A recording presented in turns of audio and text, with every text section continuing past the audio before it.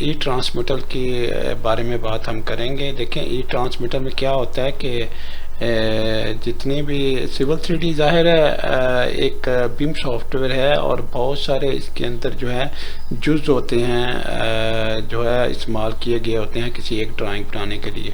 ठीक है, इसमें बहुत सारी चीज़ें इस्तेमाल हो रही होती हैं। ठीक है, उन सब को इकट्ठा करके एक जिप फाइल में कंपाइल करके और क्लाइंट तक भेजना वो हमारे लिए आसान तरीका होता है, और जो है वो जो आपका क्लाइंट होता है उसको भी आसान होता है उसको खोल के और इसमें जो है सारा डाटा और सारी ड्राइंग वगैरह रिसीव कर ले एक ही जिप फाइल के अंदर। लेकिन ये याद रखें कि मैं ये कहूँगा यहाँ पे कि ये एक, अगर आप फर्ज करें अकेले काम कर रहे हैं या एक दो लोग सिर्फ काम कर रहे हैं आपके ऑफिस के अंदर, और आप जो है चाहते हैं कि आपके पास जो है कोलैबोरेशन का कोई भी सॉफ्टवेयर नहीं है, यानी अगर आपके पास ऑटोडेस्क कंस्ट्रक्शन क्लाउड नहीं है या बीम 360 आप इस्तेमाल नहीं कर रहे, तो फिर तो ठीक है, आप ई ट्रांसमीटर बना के जो है डाटा शेयर कर सकती हैं। ठीक है, और इसी तरह एक जिप फाइल में सारा डाटा आ जाएगा और डाटा आपका जो ट्रांसफ़र हो जाएगा एक जगह से दूसरी जगह तक। लेकिन अगर आपके पास कोलैबोरेशन सॉफ्टवेयर है या बीम 360 सॉफ्टवेयर है तो उसके ज़रिए से हर चीज़ जो होती है वो मुख्तलिफ एक्सेस लेवल पे जो है आपका क्लाइंट होता है, जितने भी स्टेक होल्डर्स आपके होती हैं, चाहे वो कंसल्टेंट हो, चाहे वो कॉन्ट्रैक्टर हो, चाहे वो मुख्तलिफ डिसिप्लिन इंजीनियर्स हों, उनके साथ जो डाटा जो शेयर किया जा सकता है और वो ऑनलाइन ही शेयरिंग हो रही होती है। ठीक है, और उसमें जो है बहुत सारी चीज़ें आसान भी होती हैं। आपको जौन सा भी जो पार्ट चाहिए, कोई भी पार्ट अगर सिविल 3D किसी ड्राइंग का चाहिए, किसी चीज़ का चाहिए, तो वो आराम से आप जो अपलोड भी कर सकती हैं, और इस तरह से जो आपका क्लाइंट है वो आसानी से उसे फ़ौरन जो है वहाँ से डाउनलोड भी कर सकता है। ठीक है, तो वो तो हो गया कि आप अगर बड़ा प्रोजेक्ट है और बहुत सारे लोग उस पर काम कर रहे हैं और आप कहते हैं कि जो है जो कंट्रोल है या सिक्योरिटी वो बेहतर है, तो वो उस तरह का आप प्लेटफॉर्म इस्तेमाल कर सकती हैं, जिसमें ACC हो सकता है या बीम 360 हो सकता है। चलिए हम चलते हैं, हम कोई जाके ड्राइंग खोलते हैं और ड्राइंग खोल के जो है उसको जो है ई ट्रांसमीटर करने की कोशिश करते हैं। यहाँ पे अगर चले जाए, आपके यहाँ पे बड़ा सा C लिखा है, यहाँ पे चले जाएँ तो यहाँ पे आपके पास जो है ई ट्रांसमीटर भी होता है। पब्लिश में अगर चले जाएं तो यहाँ पे ई ट्रांसमीटर आपके पास होता है। ई ट्रांसमीटर आप क्लिक करते हैं, सबसे पहले तो ड्राइंग को आप सेव जरूर कर लें। ठीक है, इसके अगर सेव नहीं करेंगे तो ई ट्रांसमीटर आपको चलेगा नहीं। ठीक है, तो इसमें ई ट्रांसमीटर को चलाने के लिए आप सबसे पहले जो है आपको जो है ड्राइंग को सेव करना है। ठीक है, और उसके बाद जो है यहाँ पे देखें, यहाँ पे जैसे ही जो भी आपने फाइल खोली होगी, ठीक है, जो आपकी करंट ड्राइंग होगी जिस पे आप काम कर रहे हैं, ठीक है, तो उसके अंदर जो है आपको वो सारी चीज़ें बता भी देगा कि कौन जो फाइल ट्री है आपका उसके अंदर कौन कौन सी फाइलें आपके साथ अटैच हैं, कौन कौन सी फाइलें आप एक्सेस कर रहे हैं। जैसे यहाँ पे जो है आपके पास 9 फाइल्स जो हैं आपको जो है दिखा रहा है कि आपके पास 9 फाइल्स यहाँ पे आपके पास एक्सेस हो रही हैं। अच्छा, उसके बाद ना मैं ज़रा पीछे चला जाता हूँ थोड़ा सा। ठीक है, यहाँ पे देखें मैंने क्या किया है कि क्लोज करूं और यहाँ पे जाके मैं ना ट्रांसमीटर जो सेटअप्स हैं इनको ज़रा देखते हैं तफसील से, इसके अंदर क्या क्या है। ट्रांसमीटर सेटअप में चले जाएं तो यहाँ पे जाके ना आप मॉडिफाई का बटन दबाएं। मॉडिफाई का बटन दबाएंगे तो सबसे पहले ऊपर जो है ट्रांसमीटर पैकेज टाइप है। ठीक है, आप अगर जिप फॉर्मेट चाहते हैं तो यहाँ पे जिप फॉर्मेट जो है उसको क्लिक कर दें। उसके बाद ना फाइल फॉर्मेट यानी एक्सटेंशन कौन सी चाहिए, अगर पुरानी कोई एक्सटेंशन आपको चाहिए तो वो आप कर सकती हैं। अगर फर्ज करें आपको 18 जो है चाहिए वो कर सकती हैं, और अब तक जो है लेटेस्ट जो है वो 2018 ही है जो फाइल फॉर्मेट है जो है अब तक जो आया है। उसके बाद भी नया फॉर्मेट कोई भी नहीं आया, तो इसको आप सिलेक्ट कर सकती हैं।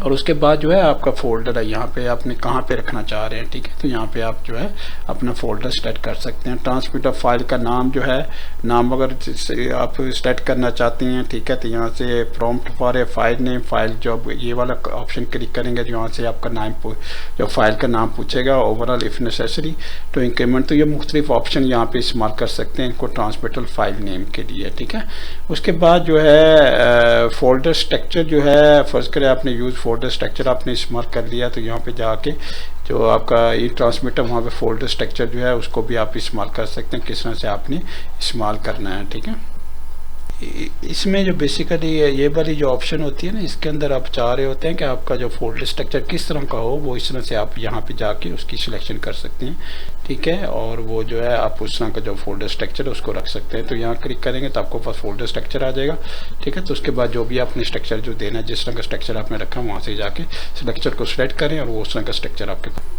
और अगर आप जो राइट साइड पे आ जाएं तो अगर आप चाहते हैं कोई ईमेल भी ट्रांसमीटर के साथ अटैच हो तो यहाँ से ईमेल भी आप अटैच कर सकते हैं, ठीक है। और अगर आप प्लॉटर जो है नन करना चाहते हैं, यहाँ से प्लॉटर को नन भी कर सकते हैं, ठीक है। उसके बाद आपको बाइंड करने कुछ रेफरेंसेस वगैरह, ठीक है, बाइंड करने हैं, ठीक है, इंसर्ट करने हैं, तो वहाँ से वो भी ऑप्शन भी आप इस्तेमाल कर सकते हैं। और आप कहते हैं कि पर्च हो, जो भी अननेसेसरी अनडिफाइंड ब्लॉक्स हैं वो पर्च हो जाए, तो यहाँ पर्च की ऑप्शन भी आपके पास आ रही होती है, वो भी आप उसके बाद ना मेरे पास यानी मैं ई ट्रांसमीटर में क्या क्या चीज़ें इंक्लूड करना चाहता हूँ, तो यहाँ पे इंक्लूड भी जो ऑप्शन भी मेरे पास आ रही होती है, जहाँ पे फर्स्ट करें आपने फॉन्ट्स इंक्लूड करनी है, ठीक है, टेक्सचर वगैरह को मटेरियल का है वो इंक्लूड करना है, ठीक है, डाटा लिंक्स है वो इंक्लूड करना है, ठीक है, फोटोमेटिक वेब फाइल्स हैं वो इंक्लूड करना है, ठीक है, अनलोडेड फाइल रेफ। तो अगर जो भी चीज़ें आप जो चाहते हैं कि वो इंक्लूड हों, साथ इसके साथ रहें, तो वो यहाँ से जाके आप उनको जो बॉक्सेज हैं उनको चेक कर सकते हैं। और यहाँ से जाके अगर देखें ना तो यहाँ पे आपके पास जो है ना स्टैंडर्ड के साथ जो है इस तरफ देखें तो आपके पास करंट ड्राइंग आ रही होती है, ठीक है। करंट ड्राइंग के अंदर आपके पास जो है कौन कौन से जो है इमेजेस वगैरह अटैच हैं, जेपीजी, ठीक है, वो साथ में आपके पास आ रहे होते हैं। और उनमें से कोई आप चाहते हैं कि साथ में अटैच हो, साथ में अटैच होके जाए क्लाइंट के पास, या जो भी जहाँ भी डिलीवर करना है इसको सारे पैकेज को, तो वहाँ उसके साथ जाए ना जाए वो यहाँ से आप जो है उसको चेक या अनचेक कर सकते हैं। उसके बाद जो एक्सटर्नल रेफरेंसेस हैं, एक्सटर्नल रेफरेंसेस को भी आप अगर चाहते हैं कि वो हो साथ मौजूद हो ना हो, तो वो यहाँ से वो भी आप कंट्रोल कर सकते हैं। और इसके साथ ना अगर फर्ज करें कोई आप चाहते हैं कि ई ट्रांसमीटर के साथ कोई और फाइल भी ऐड की जाए या फाइल और भी जानी चाहिए, तो यहाँ पे ऐड भी कर सकते हैं आप जाके। और उसके बाद जो है डायरेक्टली के अंदर जाके आप जो सी भी फाइल आपको अटैच करनी है वो इसके साथ अटैच कर सकते हैं, और अटैच करके जो है आप भेज सकती हैं। यहाँ पे ना इसको मैं क्लोज करता हूँ। यहाँ पे ना व्यू रिपोर्ट है, तो व्यू रिपोर्ट में ना आपको सारी चीज़ें बता देगा कि इस ई ट्रांसमीटर के अंदर क्या क्या चीज़ें इंक्लूड होंगी। तो आपके पास जो है रिपोर्ट भी है, और अगर रिपोर्ट को भी आप सेव एज कर सकते हैं, और सेव का करके इसको भी जो है आप साथ में सेंड कर सकते हैं। उससे जो है जो रिसीव करेगा उसको पता होगा कि ये चीज़ें इसके साथ जो है हमारे पास आई हैं। और इस तरह से ना अगर फर्ज करें मैं ओके कर देता हूँ, ठीक है, तो ओके के बाद मुझे फ़ाइल का नाम पूछेगा, ठीक है, और फाइल का नाम जब मैं बता दूंगा कोई भी नाम रखूँगा सेव करूँगा तो ऑटोमेटिकली जो है वो ई ट्रांसमीटर जो है उसको क्रिएट कर देगा। और जो मैंने शुरू में पाथ आपको बताया था कौन से पाथ पे सेव करना है, तो उस पाथ के ऊपर जो है ई ट्रांसमीटर जो है सेव होके वहाँ पे चला गया होगा, ठीक है। तो फिर आराम से उसको जिप फाइल को वहाँ से आप उठाएँ, ठीक है, उठाने के बाद जो है आप ना क्लाइंट को सेंड करते हैं, ठीक है, जो भी आपने लोकेशन दी होगी। तो अपना ख्याल रखिएगा इंशाल्लाह, ठीक है। आने वाले वीडियो में मुलाकात होगी, और ज़रूर दूसरों के साथ ये वीडियो ज़रूर शेयर कीजिएगा ताकि उन तक भी पैगाम पहुँचे। और बहुत शुक्रिया। अस्सलाम वालेकुम वरहमतुल्लाहि वबरकातुहू।